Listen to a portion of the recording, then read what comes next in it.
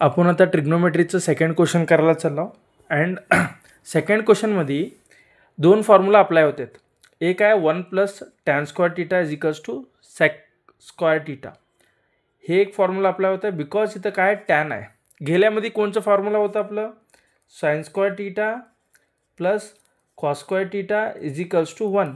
पण इथं आपण आता हे फॉर्म्युला यूज करू शकत नाही बिकॉज आपल्याला काय दिले तिथं tan थीटा दिलेत. सो आपण हे फॉर्म्युला यूज करू 1 + tan square theta is equals to sec square theta. And अजून एक काय कॉसचं रेसिप्रोकल काय येतं आहे cos theta is equals to 1/sec theta. Suppose sec theta असलं तर sec थीटाचं रेसिप्रोकल काय येतं 1/cos थीटा राईट. सो कॉसचं रेसिप्रोकल आहे 1/sec, secचं रेसिप्रोकल आहे 1/cos. चला आपण आता काय करू we will understand with question. If tan theta is equals to 3/4, if tan theta is equals to 3/4, find the value of sec theta and cos theta. इथं तुम्हाला एक sec thetaचं व्हॅल्यू हुडकायचं आहे, एक आहे cos thetaचं व्हॅल्यू हुडकायचं आहे. बघा इथं आपल्याला tan दिलेत, मग आपण काय हुडकू शकता sec cos theta हुडकू शकता. बघा फॉर्म्युला घ्या 1 we know that लिहा first we know that 1 + tan square theta is equals to sec square theta right. आता बघा आपल्याला काय दिलं इथं tan दिलं आहे ॲज इट इज 1 आहे 1 कसं आहे तसंच लिहा. टॅनचं व्हॅल्यू काय दिले तिथं 3/4 राईट. सो टॅनच्या बद्दल मी 3/4 लिहिलो. वर काय दिले स्क्वेअर दिलेत so as it is square लिहा अँड sec स्क्वेअर थीटा असं दिलेलं आहे राईट. सो 1 आहे कसं लिहा तसंच लिहा. 3 स्क्वेअर किती होतं 3 3 जा 9 4 4 जा 16 is equals to sec square theta. आता बघा LCM कसं करू शकतो आणि तर डायरेक्टली क्रॉस मल्टिप्लाय करा 16 1 जा 16 प्लस 9 खाली काय ठेवा डेसिमल खाली डिनॉमिनेटर काय ठेवा 16 is equals to sec square theta right.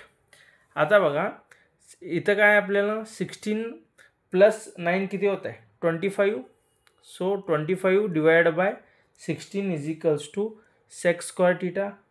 आता आपण काय करू शकतो taking square root on both side taking square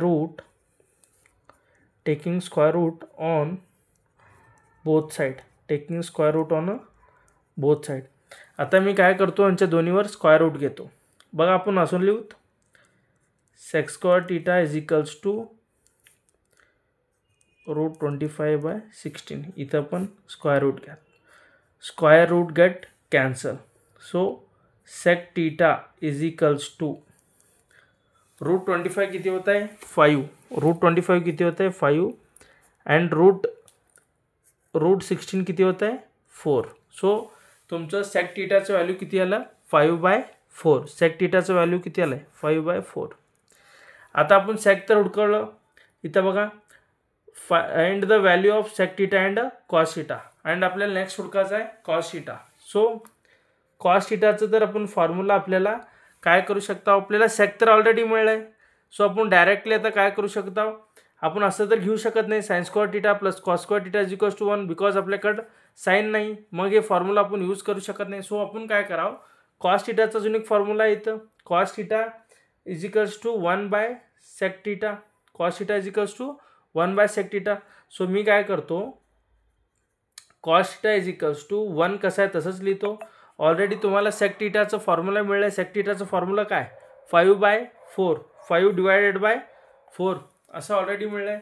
आता मी काय करू शकतो याला cos theta is equals to इथं बघा तुमचं 1 कसं आहे 1 इथं लिहा. आता इथं काय आहे खाली आपल्याला रेसिप्रोकल करायचं आहे. आता मला रेसिप्रोकल करायचं असलं तर हे डिव्हिजनमध्ये असलेलं काय होतं आहे मल्टिप्लिकेशनमध्ये येतं आहे. सो हे काय येतं आहे 4/5 येतं हे वर जातं आहे अँड 5 ॲज इट इज खाली थांबतं आहे राईट.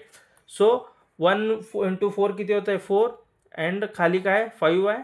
सो तुमचं cos theta is equals to 4/5. Therefore the cos theta is equals to